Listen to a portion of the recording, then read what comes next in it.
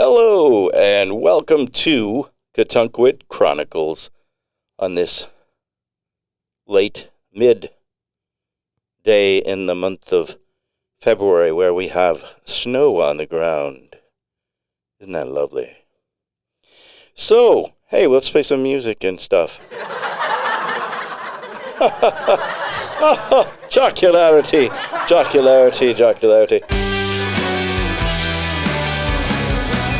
I'm grooving on this day, working my way down Katunkwit Way.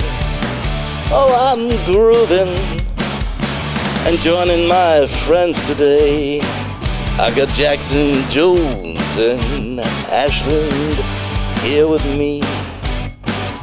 I'm grooving. Well, welcome to a different introduction this day. All right, so, James, can you find your way back to your sounds? That's why I didn't do it. I was going to look for my sounds here, but I don't want to mess anything up here because I am in the red. Oh, rut-row. We have a computer glitch here as... we have a spill. There's a glass of tea that just found its way onto the computer keyboard. Well, anyway, nothing is burning or sizzling at this time. And some of those, I think it's all the way to the left, isn't it? Hey, let's try it.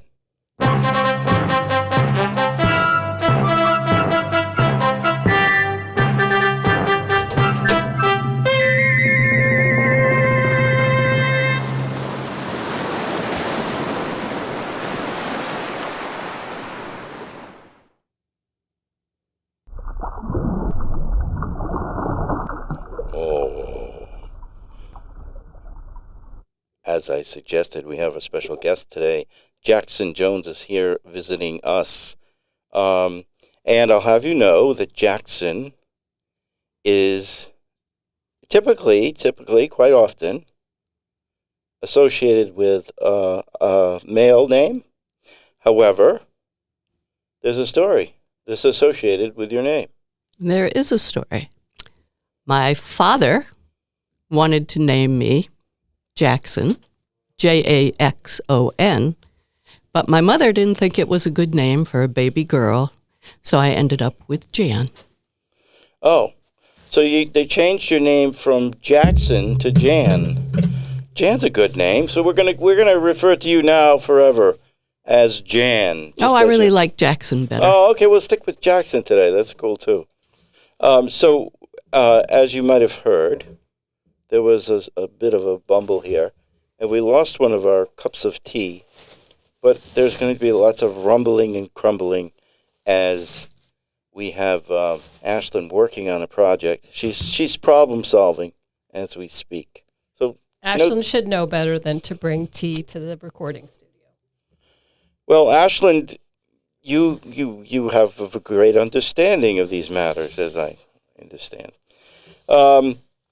So we're here with Jackson, and we're here with Ashland, as we always are.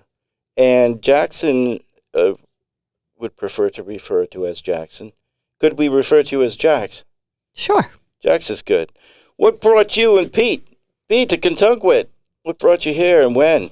Well, we came because one of our children moved here in, 2016 maybe. And when we saw where they were living, we thought, wait, this is way more beautiful than where we're living. Yeah. Where were you living? Bellingham, Mass. I was going to go with Washington. Oh, Bellingham's, that's a decent place to live. It is, but it's not on the ocean. No. Where is Bellingham? It's right next to Woonsocket. Oh, okay. Oh, cool. Right over the border. Yeah. I like how you said Woonsocket. Yes. Yeah, that's a good place to be. I guess.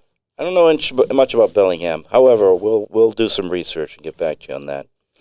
Well, I was happy in Bellingham, but I always wanted to live near the ocean, and so this was a perfect opportunity because we bought before the prices went way, way, way up in this lovely little town. Yeah, on this lovely as is island. the tide. The tide is also rising here, so maybe you'll wish you hadn't at some point. But you live in it's a relatively secure part of the island, I understand. Yeah, and we're up on a hill, so Yeah, so it's one of the higher points on the island, correct? yes, So it's over near the reservoir, is that correct? across the street. Do you fish there often? Well, we're not allowed to fish there, but I know some people who do Once a year you can go fishing there. for the Derby. Yeah, with the little children. That's for the children. Yes. And they do catch quite a few fish on that day. They It's do. cute. Our kids did it too. And I think it's the Striper group that's down at, I don't know where that is, down at one of the forts down there. They have a dockage there, area there, and they put it on. They do a nice job. And everyone catches a fish and goes home with a smile. Is it true? Is it true? I heard this, that you and Pete stargaze with telescopes quite often up on the top of your hill. Oh, absolutely. And You what are don't- your Valentine's? Oh, I'm sorry. I was just going to say, you don't find that you get a lot of light pollution from Quonset? No, No. So what are you looking at mostly? mostly stars. Yeah. Okay. Well, that's a lot of them. Sometimes aliens. I would love to see an alien.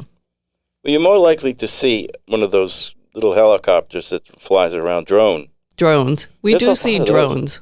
Yeah. We don't even need to use a telescope to see drones. Yeah. There. They're everywhere. Yep. And what are your Pete, have any Valentine's Day romantic plans that we should know of? Oh, I think there's surprises. Oh, okay. Do you surprise them as well? We do birthday surprises every year. We've been doing it for as long as we've known each other. Were you both born on February 14th, the Valentine's Day? No, we do birthday surprises anytime during the year, but they count for our birthdays. Oh, I get it. That's that's very romantic. Oh. Oh, so you never know when it's going to come. Right. Well, Pete and I have Makes it more of a surprise. we'll have to have a discussion about that. Pete and I are going to have to talk tomorrow. I think it's Pete tomorrow. could teach you a thing or two. Yeah, I'm sure he could, because we're not doing that whole thing with the birthday thing. I've got to get that together. Are you doing something for Valentine's Day? I am. Is it a surprise? No. So you can There's tell no us. surprises with Eva. You have to have a plan. She doesn't like surprises. Well, not so much. No. No. Like, for instance, if we were going to have haddock for dinner, and I didn't realize it, but I took out the salmon. That was a surprise. Too much of a surprise. Didn't like that. So those kinds of things happen. However, I do have a plan, but I was going to ask about your plans with Ricky and Stuart. Actually, you don't know this, but Ashlyn has sort of two husbands. Oh, tell me more. Is she is or is she ain't? It's really one husband with two personalities. Yeah. Well, there's a medical term for that, isn't there? Split personality. There's Yeah. probably a real medical term for it. Anyway, Do you have any romantic types of plans, or you just is everyday romance over there at your home? no, well, I have actually gotten a gift for Stuart. Oh, does he know that? Because maybe I should tip him off. No, I'm sure this recording will not be out before Valentine's Day. Oh, what'd you get him? It's not going to sound very romantic, but A snow book shovel. on I bought- fermentation. Oh, okay, Well, great. that could be fun. Like gut health? Yeah, fermenting all kinds of foods. He needs And that, drinks. doesn't he? He needs that. Well, it's good. He's been dabbling with making Pickles. kimchi and kombucha and so on. Yeah, And Well- this is a book that just came out, so yeah. Very thoughtful. I always I get books like that and how to do books, and I read about a chapter or two, and then I lose interest. Which but is it's a recipe book, so it's like a reference. You put it in the cooking reference section. Oh, which you keep close to the kitchen. food is romantic in its own way. Oh, in a lot of ways, I think. Yeah. We're going to cook some sexy food. No, we're actually going to go out to dinner, which we normally would never do for a Valentine type of activity. And then, very romantic, Hmm. we're going to Frosty Drew. We're going to look at the coupling of stars. Oh, that's cool. Ah, Yeah. nice. Frosty Drew Do you is, think there'll be- for You have those in to- Iowa, the Frosty Drew is a star. It's an observatory. Yeah, that's what it is. Do you think there'll be a big line there on Yeah, I was Valentine's going to Day? say, did you need a reservation? Well, I think at any rate, we'll be able to stand out there in the cold and look up in the sky. Are you going to look for the trolls while you're there as well? Oh, I have to say, I would love to see the trolls. Eva, she's not interested in going to look at the trolls. She doesn't want to be in that other world. I think. The fantasy world? Perhaps that's it. I don't know what her aversion to it is, but she didn't like the looks of them. She said, I don't like the looks of those. I don't think I want to go to see them. And she doesn't speak like that, but I had to use a different voice. So that's what I was thinking. We're actually heading north. You And know we're what that not. means. Pete and I will not really be together on Thanksgiving, Valentine's Day evening, Oh, okay. because Oh, you're working. yes, Oh, you have a big show. I was going to get to that down in question number 7, but well, this is a different show.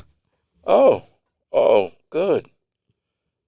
So he's not permitted to see the show? Oh, he could see it, but this one you have to pay about $85 to see, and it comes with a dinner. It's a dinner theater, and Sorry. he can see me for free any other time. Oh, that's good though. But boy, it's $85. Where is this show? You're a rock star. It now is at the Hilton in Providence. It's called Dinner Detective Murder Mystery Theater. Wow. And what's your role going to be in that production? Will you be murdered? I have been murdered and will be murdered again. We have different scripts and different roles, so sometimes I'm the murderer, sometimes I'm the murderee. So this is improvisational kind of in its own right? A little bit, but it's mostly scripted, and the improv is really more the part where you're interacting with the other dinner people, because you sit at the table with them and they don't know. And then you get picked off? Then you either get implicated or turn out to be the murderer, or you get murdered. But in the beginning, they just think you're another person sitting there with them. Okay, so then how do you get murdered? Do you just disappear? You go to the bathroom and you don't come back or something? Oh, no, you come back generally holding a knife, and you have to wear a blood-stained shirt, Mm-hmm. and you come in saying you've been stabbed. And then you stumble a few times and fall over? Yes. Do people expect there to be people walking in with bloody garments? Probably they expect it to be something like that. It's not real blood. What's it referred to as and promoted as? Murder mystery. Oh, all right. So, okay, if you have to get murdered, is that it? You're done for the evening, or do you come back as a ghost or something? No, you're done for the evening. Oh, But if you're the murderer, you're there till the very end. Right. make sure you get the main course before you murder So yourself. if you have another event later, you're like, I need to be murdered tonight. Right. Sorry. My husband's waiting for me. It's Valentine's Day. I want to get out of here. Please don't kill me. So he's not willing to drop 85 on you. That's what I'm hearing. Well, you know. He wants to spend 85 on a new racket because he's playing pickleball with me, and he's picking it up very quickly.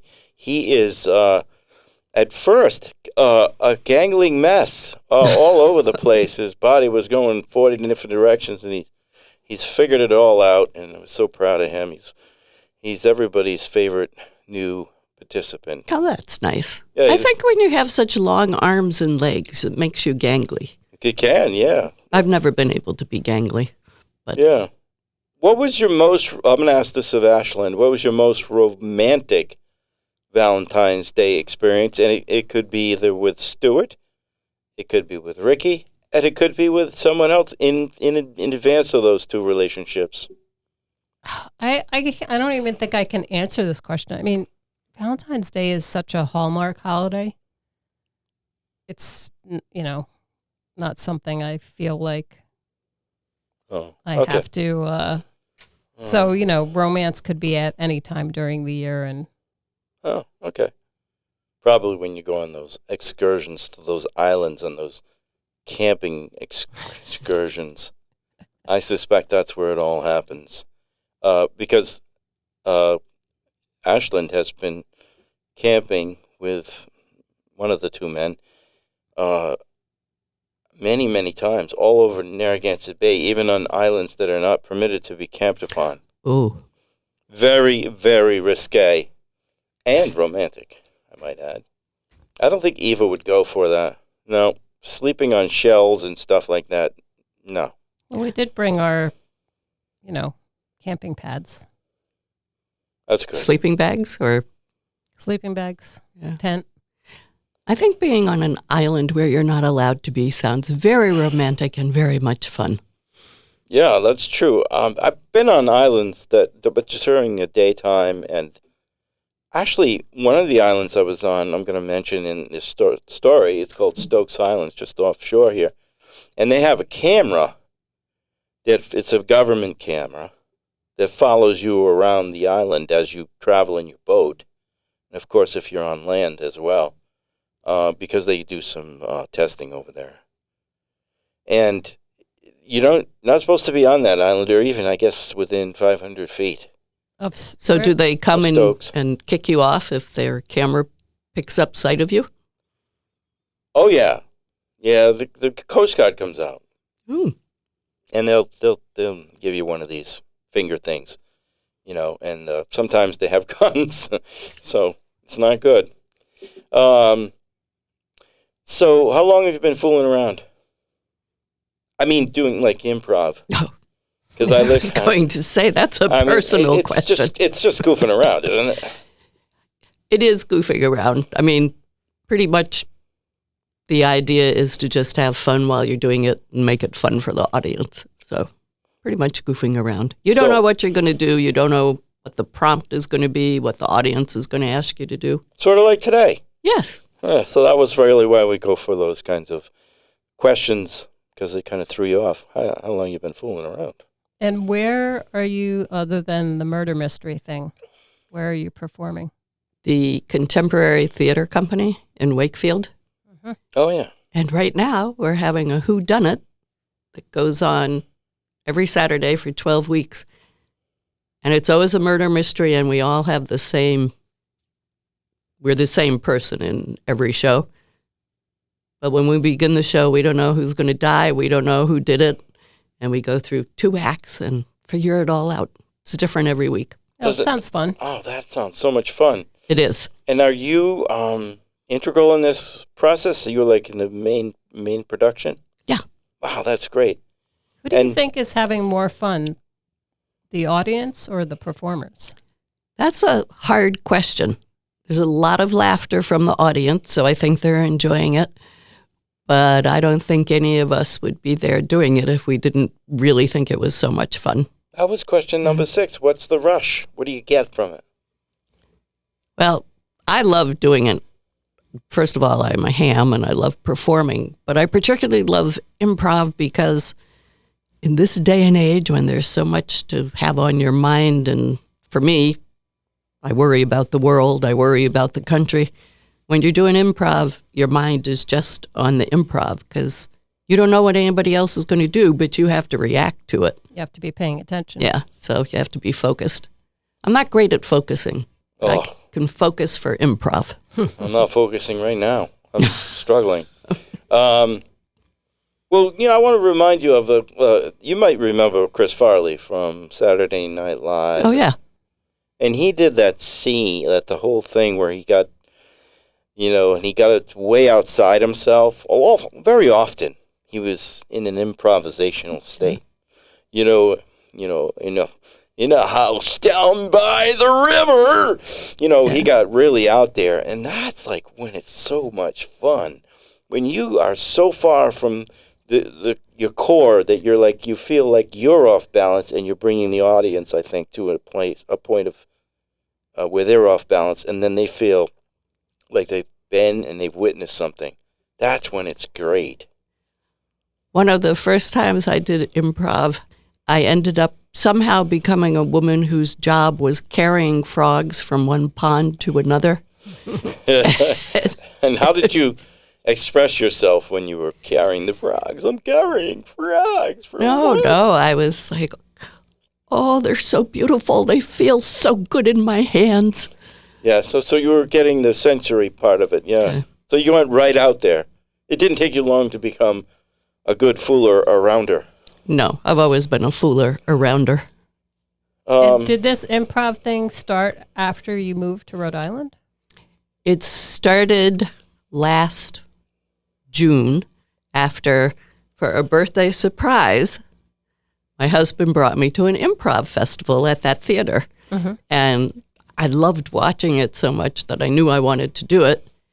And I talked to them, and they said, oh, well, you can come. We have a free class every Monday night, and we have Maestro every Friday where you can perform. And I was like, this is perfect. And I did one performance, and then I broke my ankle, and I didn't do it again till October. No, must have been September. But great. It was so much fun, and there's such a nice, really nice, accepting group. I love it. Can we all count on some broken bones when we go and participate in improv? Well, I hope not. I didn't break my ankle doing that. I did that in my own house. I think it's relatively safe, right? You Yes. just could offend somebody, and then that might be a problem. Yeah. Try not to offend people. Oh, of course. Tell us a little bit about your book. Like, not everything about the book, but does it take place in Katonquit? No. Takes place mostly in Newport, Okay. but it also takes place in the future. Yes. I know a little bit about this. Is there anything left of Newport in the future? Not Newport as we know it. Is it smaller because the water has risen? It's struggling in many ways because of climate change. Mm.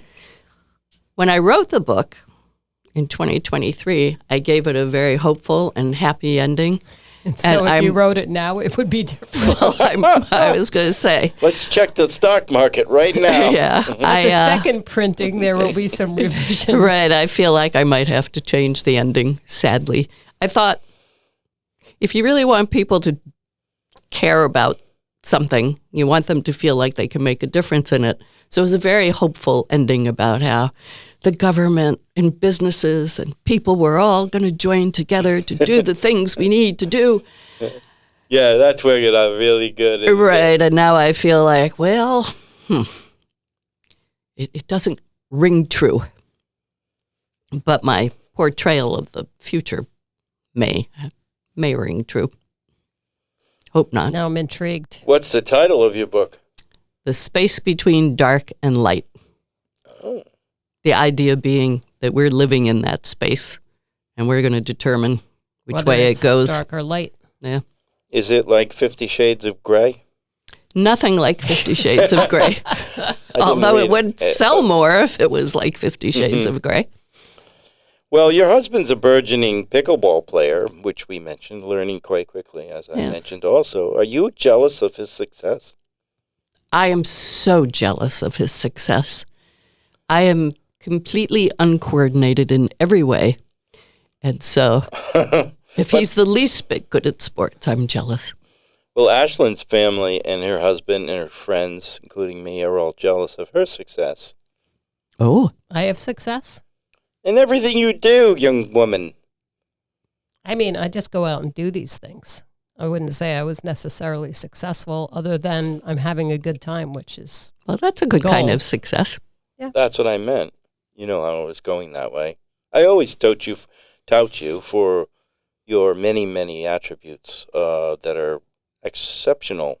So I am no like, I have reservations about you coming and joining our improv group, which I'm going to talk about in a few minutes. But Ashlyn, does this make you feel superior to mortals? All this, I would call it success. So all of this participation. Do I feel superior to mortals? That sort of implies that I may be immortal. Are you an alien? I can't reveal that. I used to tell my daughter that I was an alien.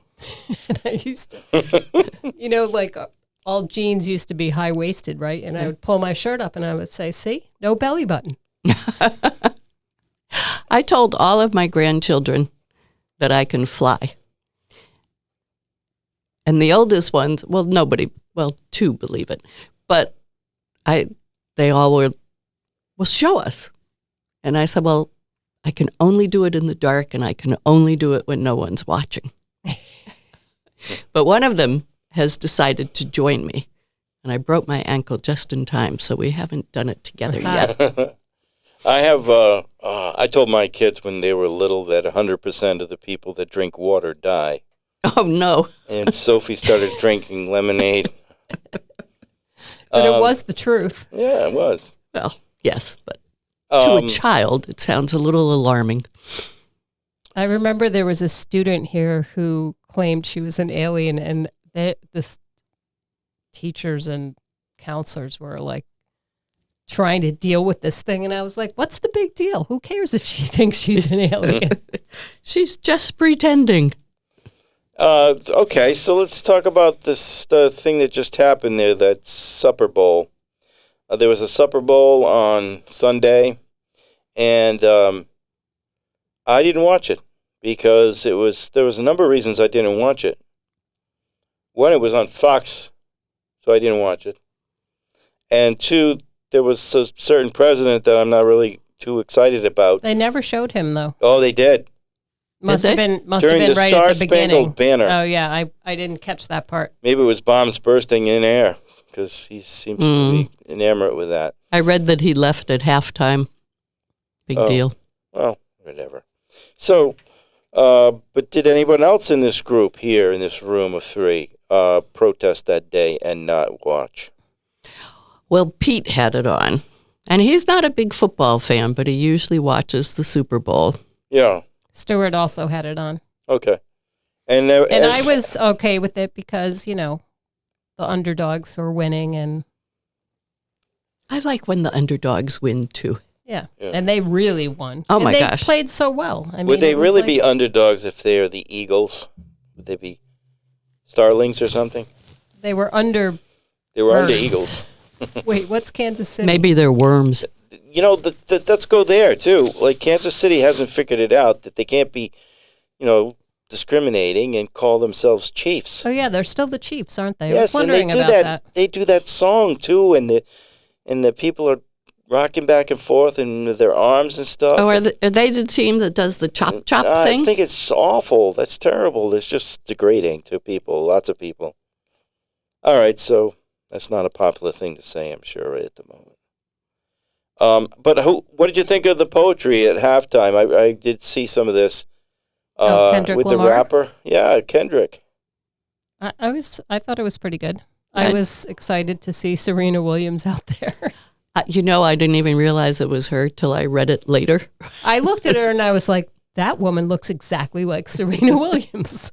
So I have sort of an is it bullshit or not about this topic. And we're not into bullshit yet, but I have one. So I'm going to throw it right in here. Kendrick, is it bullshit or not? Kendrick Lamar won the Pulitzer Prize in 2018. To Pimp a Butterfly was the name of the album, and he won the Pulitzer Prize for music. That's true. What do you think? I'll just take the opposite for conversation's sake. That's false. He did win. You win. Distinguished Musical Composition by an American. Pulitzer Prize. Now, I didn't watch, so I wasn't able to see this, but I did see segments of it after, and I would have preferred to have watched during the game because I would have been able to put the CC on there, right? What's that Right. called? Closed captioning. Thank you. I need that. I couldn't understand a lot of what he was Yeah, saying. right. It was so quick. I think it would be better for me to have a script, like not to listen to it as much, but to read it. To see the lyrics. Because the Yeah. lyrics, I knew there was a lot there, but I wasn't catching all of it. But that's just my, 60-something white ear, growing up white in America. So yeah, I not mean, it's like going understanding to the opera, everything. right? Yeah, exactly. Could be in Italian, and unless you know the story, Exactly. Yeah. So there was a really weird 83% of Americans that watched the Super Bowl didn't like the music at the halftime show. That So- surprises me. Yeah. So it doesn't surprise me if other people have the similar lack of understanding of rap like I do. And I don't have the ear for you know what it is for me, because I'm ADHD. Everybody knows that, even in Iowa. And I'm listening, and I hear a line that I like, and then I'm riffing on that and doing a whole thing myself over here, and I lose everything. So that's what happens to me when things are. It's like MTV. Remember that medium? I think it Yep. still exists. that's not what it was when it first came out, though. It was image upon image upon image. I mean, it would make me sick, as if I were in a boat, and I would I have no problems in boats, but if I were, really feeling nauseous. Mm. But that's my story. I find I'm a little bit of a slow processor. So You If did the- say that slow. I noticed, like I do all the time. if the words are coming out really fast and my hearing, I'm in my mid-70s. So if you think yours is bad, mine is worse. Yeah, that's what I got looking forward to, right? A broken ankle and And arthritis. yeah, And got two of them. So I have to ask you, what are you working on now, other than playing on stage with your friends in Wakefield? I'm thinking of doing a Substack, but I haven't started it. But it would be called What If? And it would be a lot about what's going on in the world and particularly in our country. But instead of me necessarily pushing my opinion, which I kind of love to do, I would frame it, would always be framed as questions. What if we didn't have the Electoral College? Or what Oh, if, nice. stuff like that. And just kind of go through a little What bit of the if history. And, Al Gore won the election. Mm-hmm. right. Well, there's two.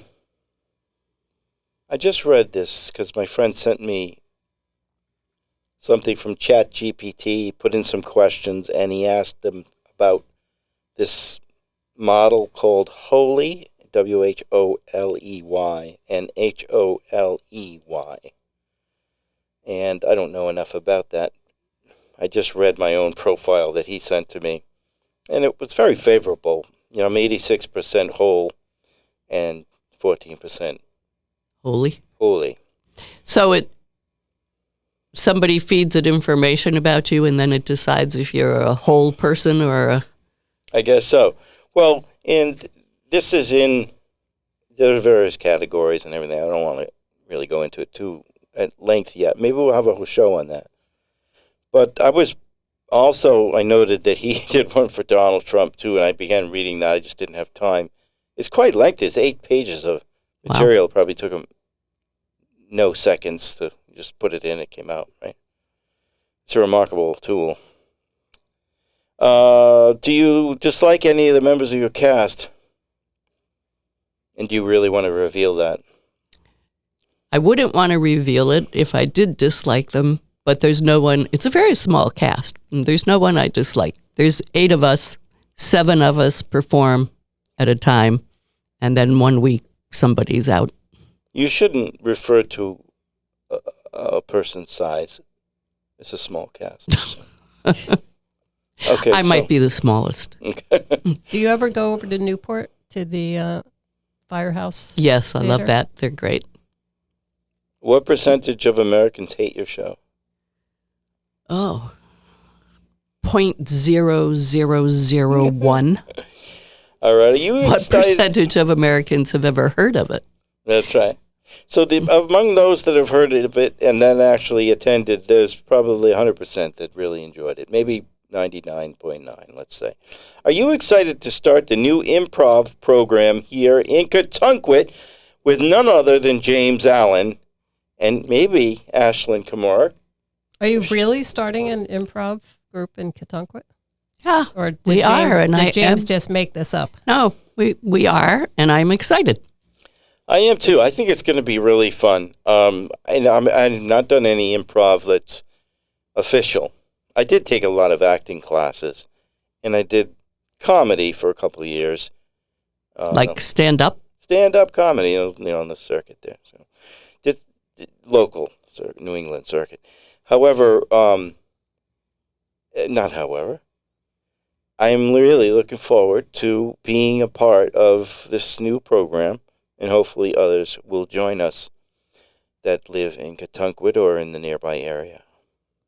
Yeah, I think it's going to be a lot of fun. I think so. I think we're going to hear some music, and then we're going to hear some waves and some bubbles.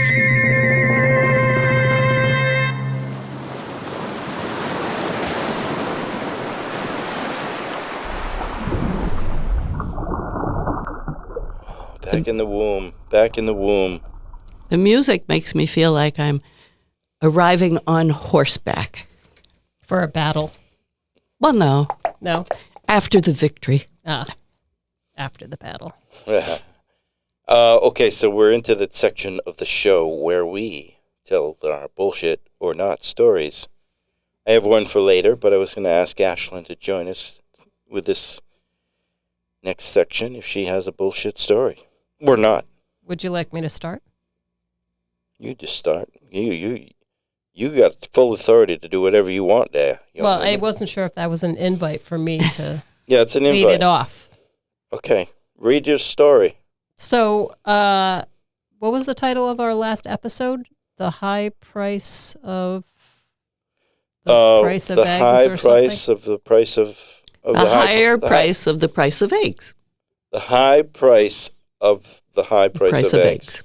Anyway, so and I sent you a message earlier if you knew about the egg heist, which you said you hadn't heard of. I hadn't. But just to fill you in on that part, somebody stole 100,000 eggs from Pete and Jerry's. I don't know if you know that brand. Yes, I but do. It's a free range. Yeah. So my question is it bullshit or not? There was another egg heist. Somebody stole 500 eggs from a cafe in Seattle, and the owner caught them. This is in quotes. You can't see this because he said this. Scrambling away. Is it bullshit or not? What do you have, Jack? No, it's not bullshit. I think it's true. It is true. And he was actually quoted. And when I read the thing, nobody made a comment about the fact that he said they scrambled away. I wonder if he even recognized what he was doing. That's what I was wondering. But yeah, they came twice. So the alarm went off the first time. So he rushed over to the cafe because it was after hours. And he sort of caught them in the act. So he saw them, and that's when he relayed the story. They scrambled away. Boy, that's when eggs are getting pretty expensive. Well, I think it's all related to bird flu, right? Yeah. That's Yeah. a lot of it A lot anyway. of chickens are going down. Yeah. And 500 is a lot less, but if it's your 500 eggs at your cafe, that's Well, quite right. a bit. For one cafe, that's Yeah. a lot of eggs. And they haven't caught they haven't caught the people who stole, actually 100,000, right, eggs. Yeah. They haven't caught them either. Must be I can't even imagine how you steal that many eggs. I think they a truck. they actually took a truckload of eggs. Took the whole truck. But Okay. now, that's a tricky one to get. Like, if you've got fur coats or whatever, well, it used to be fur coats, like garments in the garment district, and you're in let's say, the underworld, how do you, you get it. You know, you could get away with selling them here, there, and everywhere. But eggs they're a commodity, and they're actually trying to perish. The whole thing is trying to become rotten. Maybe it's, Right, but I think it's a lot easier to sell eggs than it is to sell stolen fur coats. okay. Well, because I don't think anybody's going to be worried about getting caught. First of all the evidence will be gone after a big omelet. That's true. The All right. perfect crime. Right. The evidence gets eaten. No, that's right. All right, so Jackson, what's your bullshit or not story? Is it bullshit or is it not? Well, apparently, in Sweden, more babies are being born through cesarean section because of a fashion trend that has started. What's the fashion trend? Or do we not get to hear that part? The fashion trend is that if you have a scar on your abdomen, it works perfectly with the new pants that have a see-through panel. To show off the scar? Mm-hmm. It's a rite of passage of sorts. It's just a fashion trend. That's pretty low down there, if I remember correctly. I just think that I could get a scar tattoo so much more easily than having a baby cut out of my abdomen. So I would definitely not do that, but people would be stupid enough to do that. In Sweden, though, where they're very smart. Well, how do you know they're so smart in Sweden? Oh, because the president said so. Oh, okay. I'm going to say it's bullshit.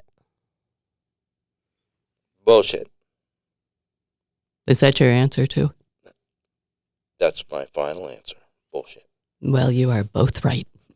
Good one. Because we had to think about that one. Okay, so here's mine.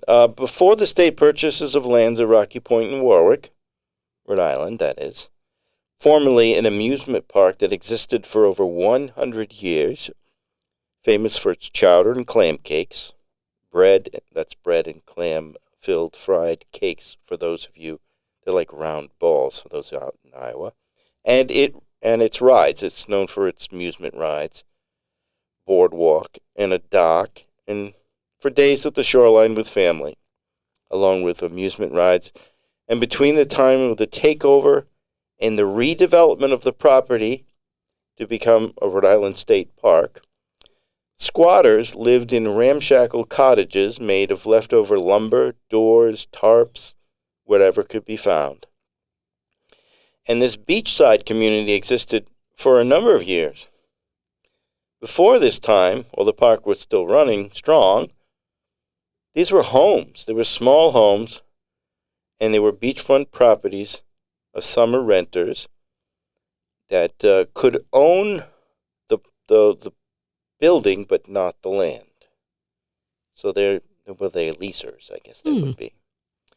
So that's, is it bullshit or is it not? Which part? The part about the squatters? Well, the clam cases, that's all real. What else is there? That there were these homes that people could lease. That's the question. If those homes existed? Correct. Or if the squatters moved in after it was shut down? Well, you're so analytical. Now it's ruined.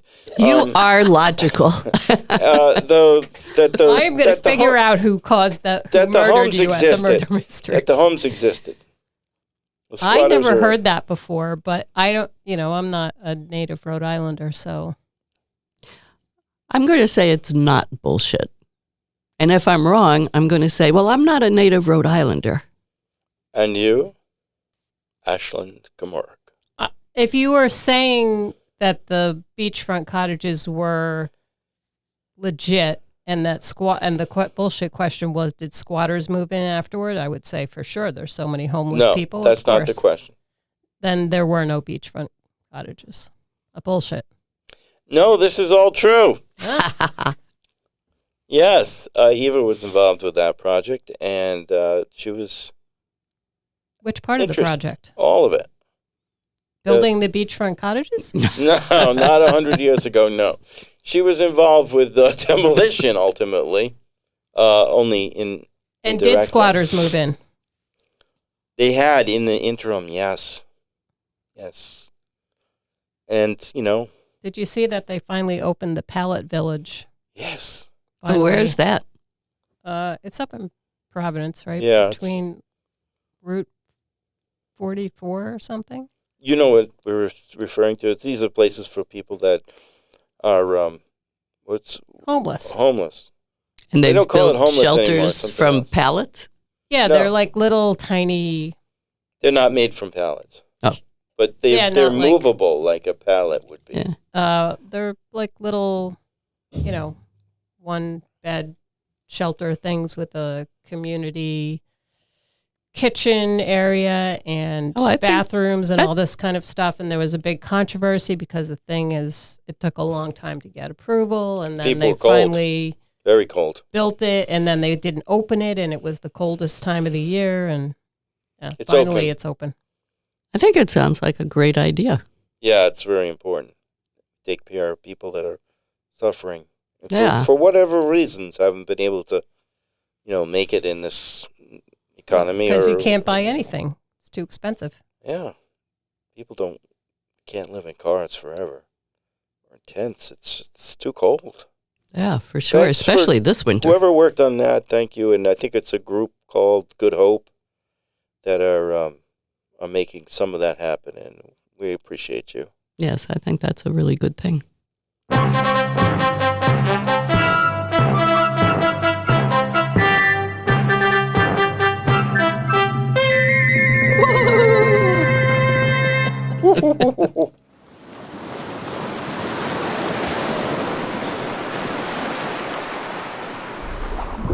I imagine it's very cold underwater right now.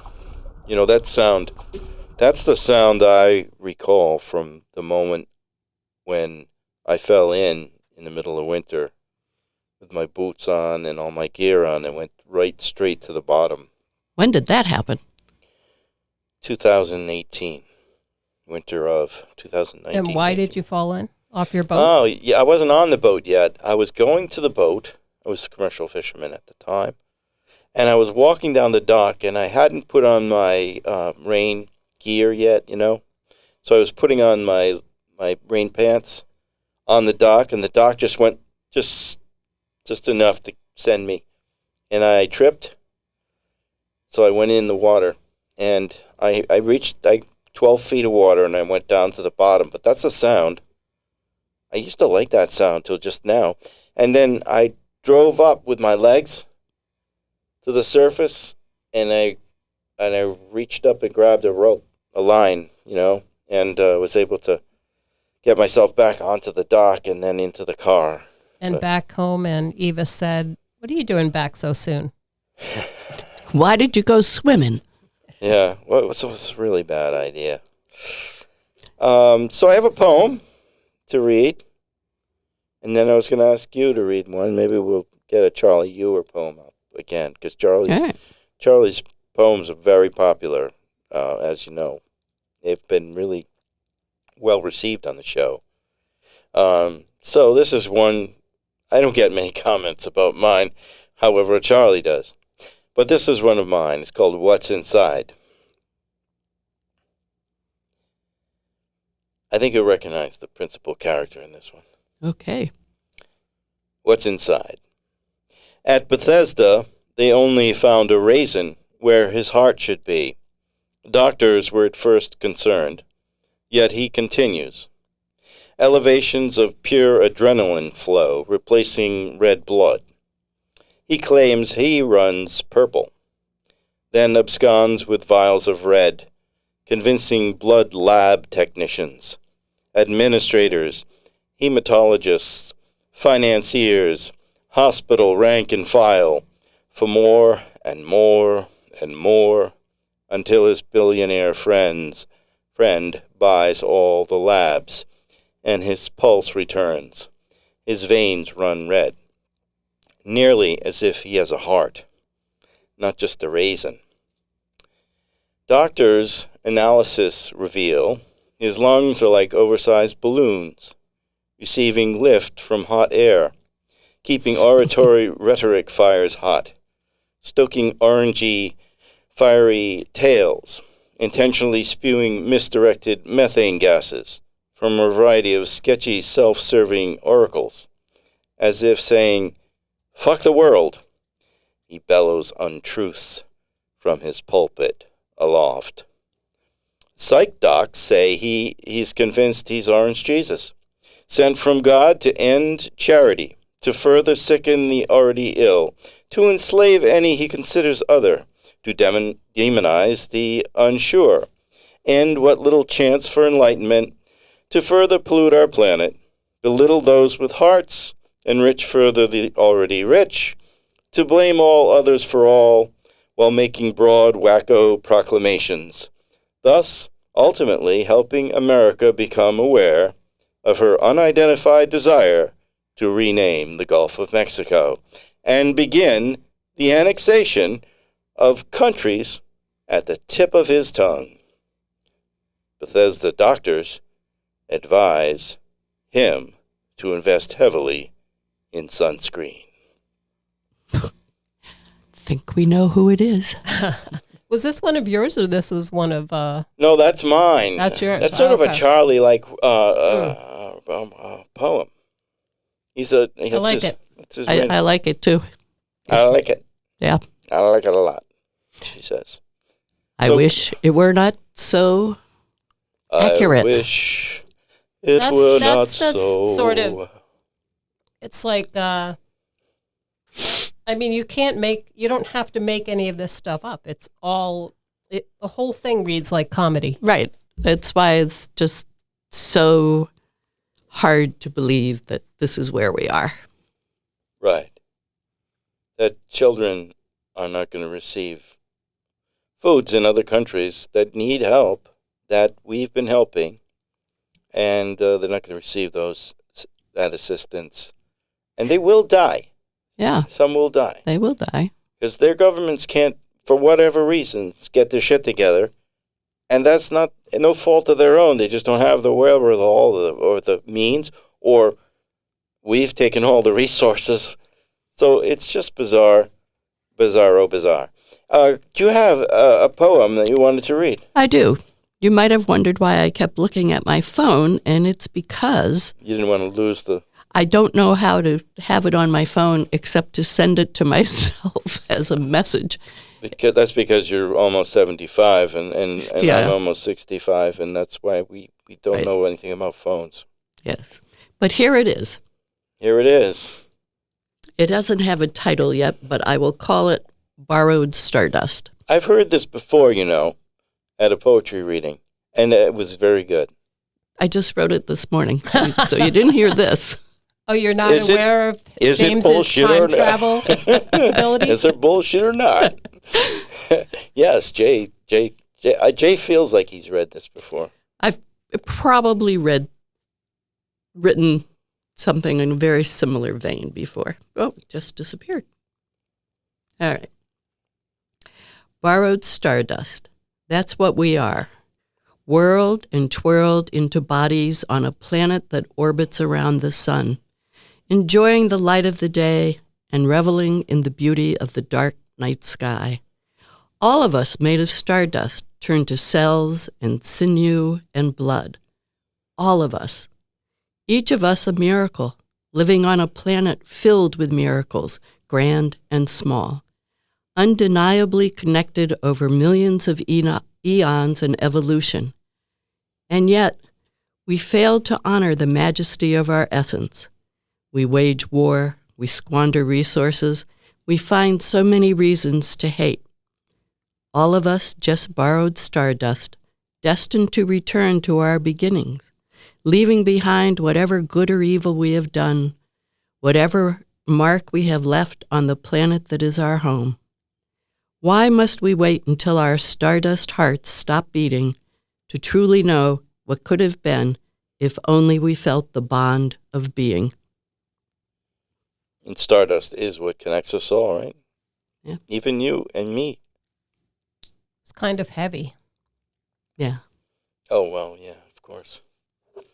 Yeah, following Jay's poem, it just went like we're not paying any attention to Right. this miracle opportunity we have to be good citizens. And there are those that really believe with the numbers of stars and the numbers of planets that are in the, wherever, is it called a universe? Is there more than a universe? Whatever that is. The cosmos. That there's likely to be another, and I kind of believe that, but I think the chances are very, very small. It's a very small chance. I don't know. I believe it's not so small a chance just because of the vastness. Right, I understand the vastness, but the chemistry involved, like you said, stars blow up and then they find their way down here somehow, pieces of them, and then those pieces have to all kind of create a soup, and then the soup makes really single-cell organisms, and then those turn into, like, well, whatever we are, and then, Well, I have a dog.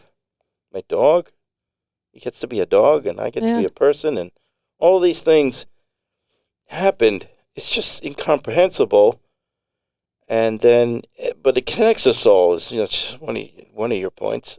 And there's no reason for us to go about our business as a nation of people that are all connected to all these other people and have all these distasteful approaches, like threats, for instance, that this cosmos could end. Yeah. I think, or I feel, It's part of the cosmos. that if we really felt the miracle that the earth is and that human beings and animals and everything on earth is, if we really, really were connected to that, maybe we'd do better. Yeah. I think you're right. I know you're right. Oh, well, that's, wait a minute, we got to do this.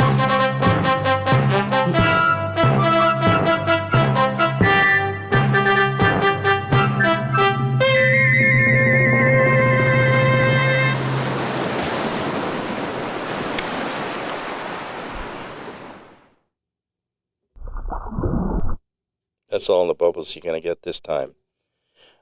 We are on to our commercial section. So we have to pay the bills. We have commercials and PSAs today. And we remember our chocolate and hardware store down the road there. The chocolate and hardware store reminds you to come in for samples this week, as Valentine's Day is Friday. Show someone you love them by purchasing a box of homemade chocolates coupled with a bag of salt for your driveway.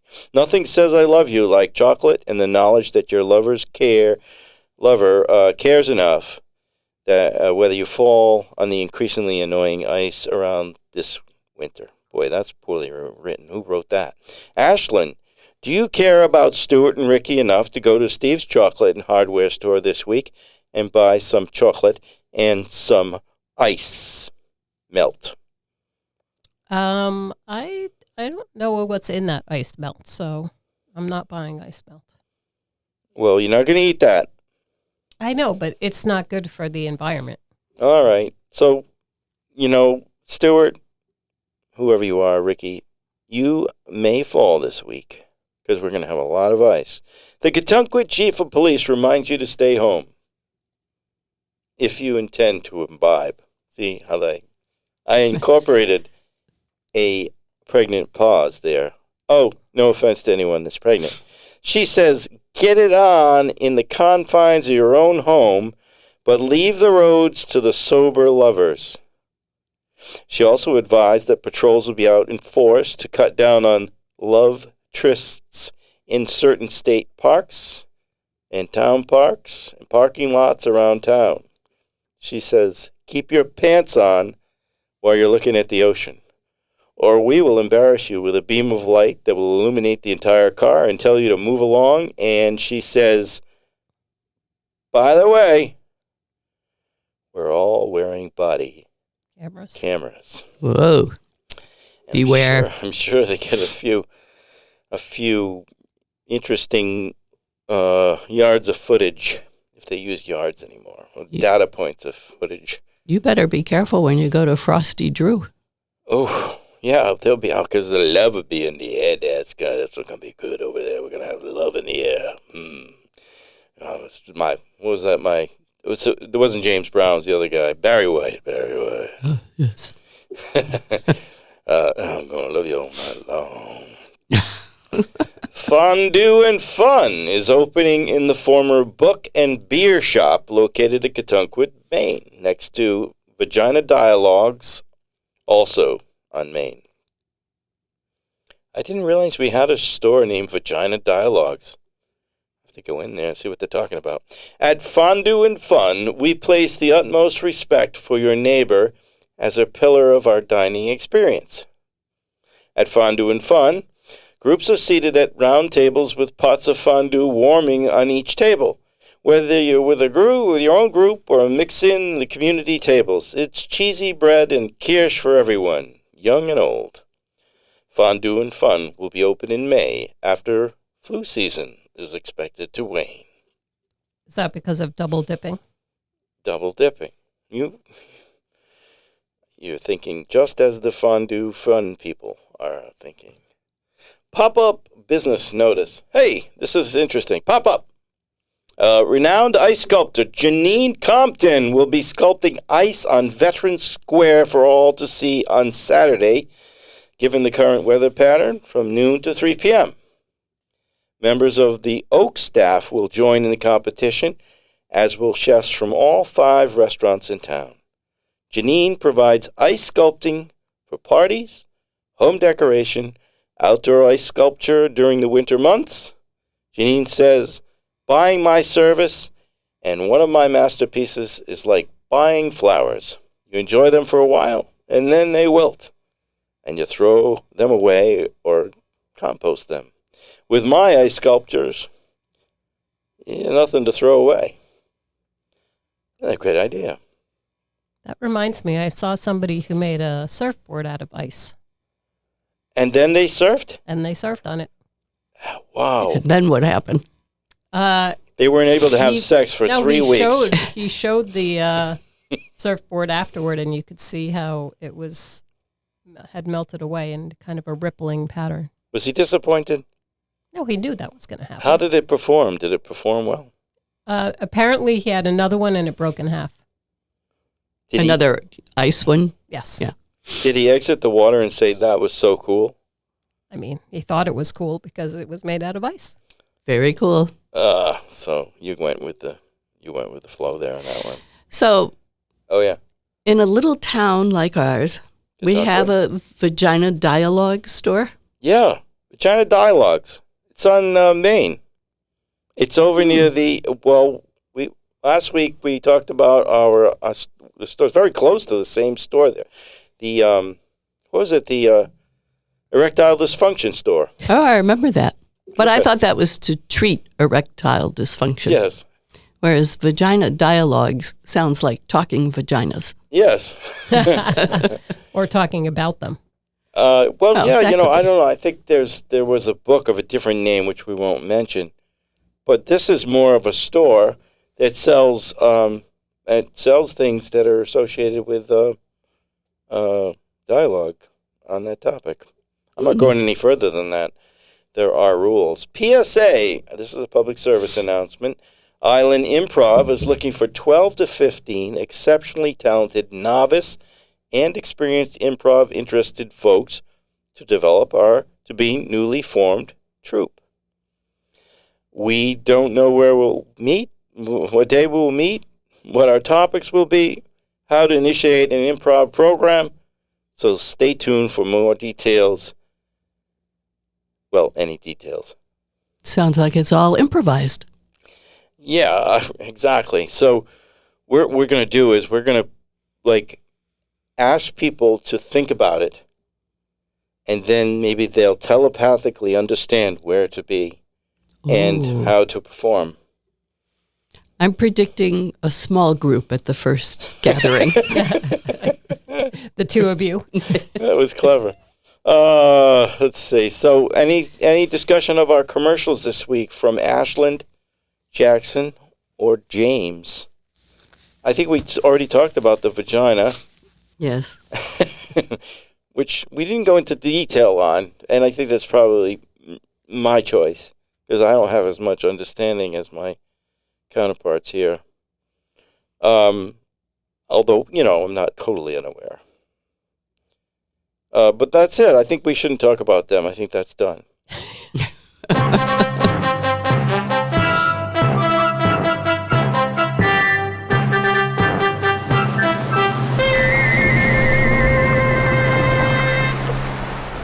I just put them all together that time. So we have a story, the first in a series of likely 3. Sometimes I go to 4, sometimes I'll just do 2. But in this case, this first story it's a story, but it sort of ends right in the middle. So perhaps it's 2 stories, we don't know. It's entitled Channel 78. And if you know anything about boating, there are all these channels, and somebody, sort of co-ops a group to a certain channel. There are certain channels you can't mess with. I don't know. Someone is the Weather Channel. There's another one that's 16. It's alert, and then you got to call, to get some oysters. That's another one. All those things. I originally thought you were talking about like UHF channels. On the boat channels. Yeah, I know now, but when you first said Channel 78, that's where my mind went. Well, Kind of reminds me of CB or CD, the used to be CB. radios people had in their Yeah. vans or cars. Yeah. We got a hoedown. We got a. Right. We had one. We got Jerry out on 495, going to run about 175 miles an hour. That's what I'm talking about. Yeah. That's different. This is for boating. Channel 78. Jeremy dreamt repeatedly again last night. All were vivid dreams of him discovering his boat sunk at the dock when he'd arrive in the morning. It's been a recurring dream theme, and one that has shaken him awake every night for the past week. He dreams of his outboard motor submerged beneath the water, and only the bow and his pilot house floating above the waterline. Life jackets, fire extinguishers, and buckets floating against the bulkhead of the marina in Allen's Cove, where he keeps his boat. It all haunts him as he awakens startled. Jeremy makes the long drive through Quonset Point on his way to Rhode Island Moorings boatyard and marina where he keeps his boat.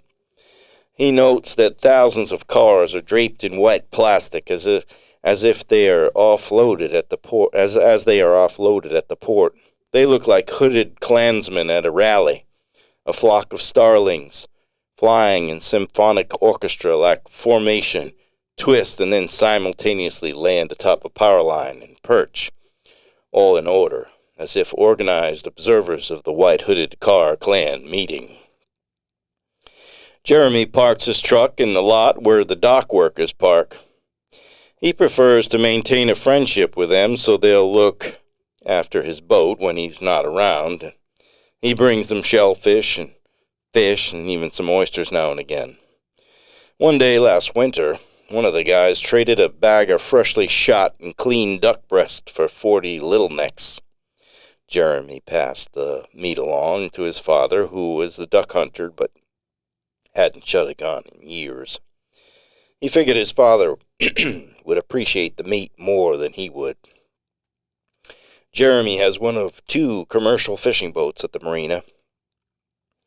Used to be all commercial, dock only, but as the years brought more interest in the area for pleasure boats, Jeremy noticed upscale boats on most of the dock spaces and the inclusion of showers and restrooms and picnic tables. Gone were the days with fish cutting tables and automatic hoist to move his load to this truck. Jeremy carries every bag of shellfish up the dock, whatever tide it is. He liked it better back in the day when the docks were full of commercial fishermen, real people. The one caveat in all of the change, Jeremy could sell some of his catch during the summer months to the people sipping cocktails on their boats on the next docks. Pardon me. Even a yacht person with a $2 million boat likes a bargain for their shellfish. Summer mornings, as the sun rises gently in the east, is Jeremy's favorite time of day. The outboard motor sings as he planes off and makes the crossing to the northern tip of the island where he lives, and it only takes minutes. He begins his journey to Stokes Island off of the coast of Kentucky. Stokes was a working torpedo testing site and still has a secure facility with cameras that follow a boat if they pass by the torpedo facility too closely. Jeremy's eager to start his day. He likes to start before the other fishermen even consider where they're going to quahog that day. Jeremy needs the security of catching at least 2 50-pound bags of clams before the first rival boats even get out of bed.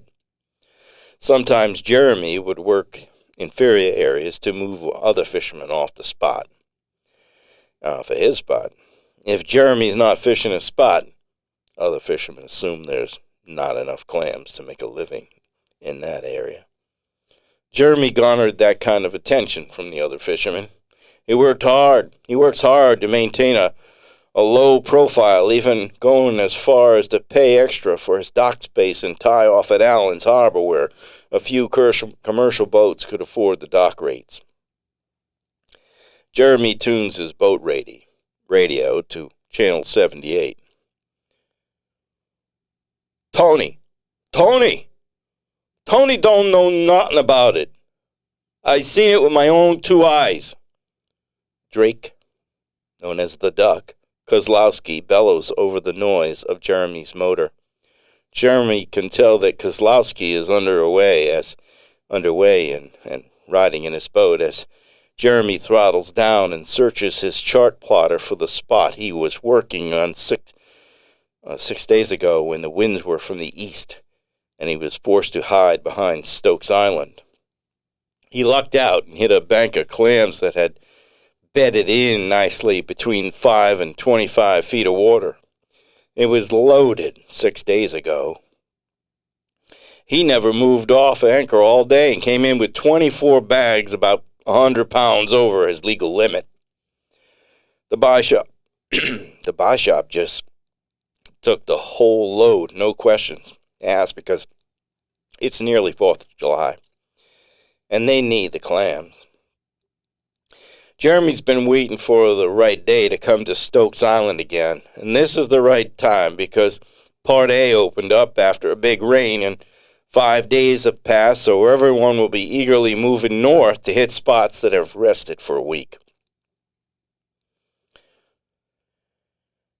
No one's going to come down all the way down on here with no wind just to do some prospecting when they can have a sure thing in Part A, the Upper Bay. Jeremy speaks as he pays out his anchor line in the tide, which is moving in and to the north, swirling around the island. The anchor catches and the line straightens. He checks his depth. Perfect. 8 feet, he says, while laying 2 9-foot sections of aluminum pole across his 2 gunnels, attaching his handles and clamping the 2 pipes together, then attaches the bull rake to the end with a heavy clamp.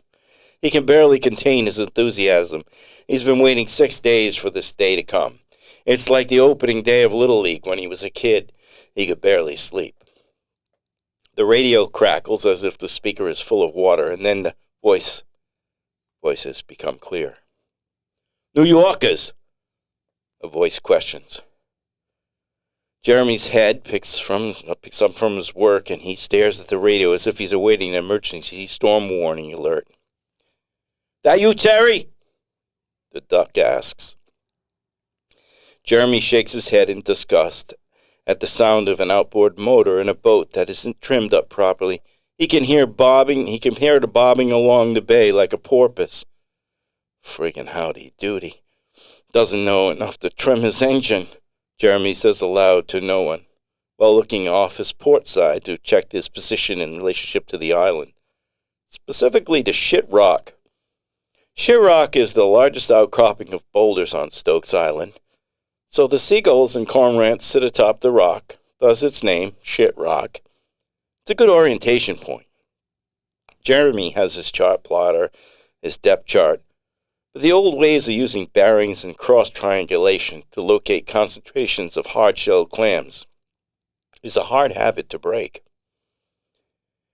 Yeah, it's me, Terry announces, then speaks in an almost hushed tone, as hushed as a quahogger that spent his entire life working outside in all kinds of conditions that has smoked a pack a day for 35 years could manage.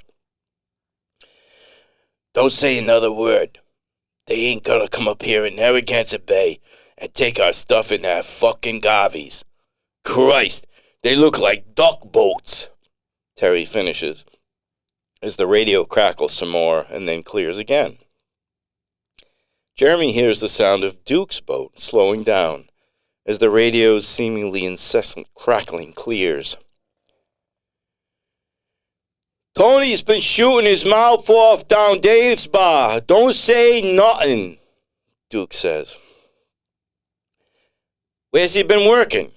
Split's kid, Mac, chimes in awkwardly. Nobody can remember Mac's name, so they always say his father's name, Split, followed by kid to refer to Mac. Jeremy recognizes Mac's voice because he sells his catch at the same place he sells each day. He knew Split, too. And now that Split's retired, and Mac is using Split's boat, everyone in the quahogging world honors Split this way. It's all kind of weird and convoluted. Down the piles, between the islands and Papasquash. Bill Caggs always called them piles out there. He called them, the Abyssal Hills. Don't know why, though, Terry says, as he's apparently arrived, as his motor stops mid-sentence. Caggs, that big guy from Warren, played football, right? He's scary, ain't he? Looks like he'd kill you rather than look at you, Duke says. He found those hills with that guy. Looks like a fucking Viking in the fucking deep water. They must be working like 35 fucking feet of fucking water. Fucking deep, Terry says confidently, as he has the information on everyone. Jeremy throws the rake in the water, and the sound of the rake breaking up the bottom creates a rhythmic leg dance. He reaches behind the pilot house curtain and fine-tunes the radio. That's the one they got last night, Duke says. Caggs? Split's kid, Mac, asks, concerned. No, the fucking Viking New York piece of shit burned it to the fucking waterline, Duke announces. Ooh, shit. Really? Who done it? Terry asks. Jeremy ties off his rake to a cleat, presses his ear to the radio. He can see Catunquet Island in the distance to the west, shining in yellowish-orange glow through his pilot house windows. A long, flat Garvey skims past Hope Island, heading toward Catunquet, and Jeremy looks on with concern. Duke, you better shut up. Turn your fucking radio off and call me on a cell phone. Two clicking sounds, and the crackle startles Jeremy as his ear is too close to the speaker. He removes his glove and rubs his ear with his stinky hand, reminding him to buy a new pair of gloves. You guys still there? Split's kid, Mac, asks. Silence. Anyone still on? Yes, again. I'm here. A new voice enters the airways. Is that you? Tony, is that you? Split's kid, Mac, asks. I heard what he said, and the Viking's not out here no more. I ain't heard anything how It fucking happened. Sounds like Duke knows. Must have been a battery box. Cross wire. Shit happens, don't it? Tony says. You never know, Splits kid Max says. So, just so anyone listening knows, listen up. I got a loaded 357 Magnum in my glove box next to my hauler. And it ain't locked, Tony says. Me too, an unknown voice enters the group. Who the fuck is that? Tony asks. Jeremy pulls his binoculars, looks towards Hope Island to see the guy in the Garvey drifting the channel where Jeremy knows there's a 60 feet of water. What's he doing there? He's looks like he's listening to his radio. There's more of us than you know, you know? There's a lot more of us than you know. The voice says with a distinct Long Island accent. Get the fuck off this channel. This ain't for New Yorkers. Get the fuck back where you fucking belong, Tony states. Yeah, go home. Drake returns after counseling from Terry on the telephone, his radio on again. Jeremy sees the man in the Garvey place his handheld radio in its holder, get behind the helm, and begin slowly towards Stokes Island. Jeremy sighs heavily. He's on to me. Just what I need. Jeremy puts his head down and fills the rake with clams. The guy in the Garvey works a half a mile ahead of him in 30 feet of water all day, with 60 feet of pole. Jeremy wonders how he's set up with so much pipe. He has a feeling that he'll find out in the coming days. He may have to live dangerously and befriend a New Yorker. So that's chapter 1 of the series. Is there a shellfish mafia? I can't answer that. Because you don't know or because you don't want to? Because this is a international medium. And we are on air. And that when the red button stops and becomes green, I will tell you. Does Jeremy Okay. ever figure out that he's getting shellfish from the edge of a Superfund site? There will be no more discussion about that. Well, this is a good question. A very educated question. Yeah, that is closed now, that area. Yeah, and right where It's only closed it's closed 500 feet from the shore. So beyond 500 feet, it's permissible. Okay. Yeah, because that was the worst spot right there where the incinerator used to be. Oh, I ate a lot of those clams. That explains why you're glowing. Maybe that's what led to my near demise.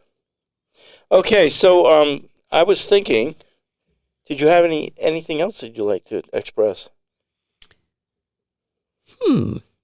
Well, I would like to express that as someone who's lived here since 2020, but mostly since 2021, I find Cotuncquit to be the best place I've lived. I love it. Oh, That's nice. that is nice. Pleasant thing to say. Mm-hmm. Well, I feel similarly, but I'm not convinced it's the only place in the world. Oh, no, I'm not either. Yeah. And actually, I've been happy wherever I've lived. I've liked it. But this has everything I want. Well, I agree that there's everything I want except the government. Not the Cotuncquit government, but the federal government at the moment is disheartening. Oh, the So federal that- government is everything I don't want right now. So that's why I'm convinced this. Well, I'm not going to suggest that I'm moving because it's hard to take the the mud out of my veins. And Well- there's plenty of mud around this island that I like. If I had no grandchildren and no children, or if the entire family wanted to move, I could see myself in another country. But if I'm here, I like being right where I am. Yeah, Eva and I, we're both pretty connected with our children. So if they were to expand in any way, we might be inclined to go and check out a different place and be nearer them. I'm not sure, though, of that. I was looking at property on Prince Edward Island. Have you been out there? I've been up to Nova Scotia. I think it counts. Yeah, I've been to Nova Scotia, but not on Prince Edward Island. Is Prince Edward Island further east than Nova Scotia? Further northeast, I Yeah. think. Okay. Well, it was 8 degrees there yesterday, so I don't know. Yeah, I really don't like cold weather. Yeah, they have a lot of that. They could take raw. You know how it's raw here in Katunkwit Yeah. in the winter. That's like a whole new level of raw. Oh, And dark part of the year. Yes. well, maybe it's a seasonal thing. So where would you go if you left the country?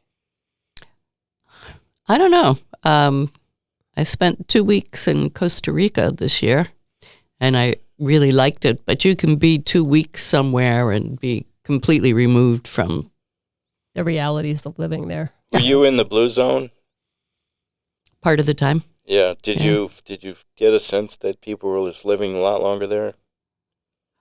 I got a sense that people were way more relaxed. Yeah. Okay, you have to fill me in. What's the blue zone? There are blue zones. There are blue zones throughout the world. You can finish. Where people live longer than anywhere else. And they think it's a combination of their lifestyle, their diet, and maybe other things that I don't know about And parts of Costa Rica are in the Blue blue zone? zone.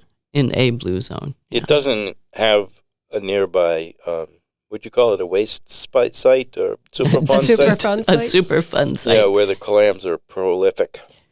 Right. No,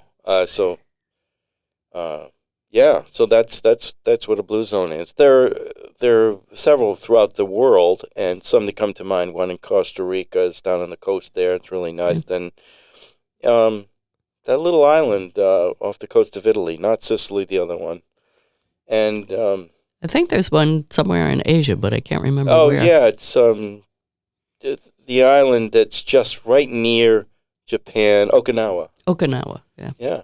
And there's one, ironically, in California.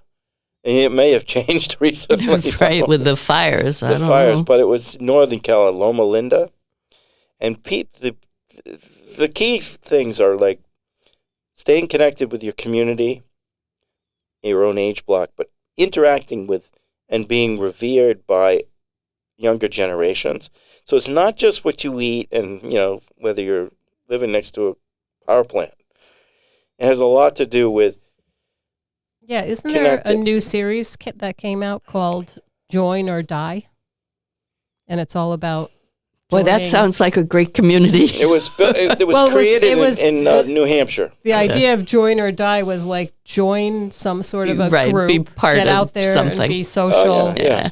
or you won't live as long. I say it every week. I went to pickleball today, and I say it every week. What were all these people doing before pickleball? I mean, Tim- there were 50 people there today. 50 people. Pete was working. Now he's retired. Well, yeah, but I'm talking about the people that were just sitting around watching TV. Yeah, and there's still plenty of people who are sitting around watching TV. Not at your house. I think that's where we're going to finish. Hey, thanks a lot for listening, and we'll talk to you soon. Bye-bye. Thanks for coming, Jackson. Yeah, Thanks thank for you. having me. You're a great guest. Well, thank We you. like you. Appreciate it. It's fun.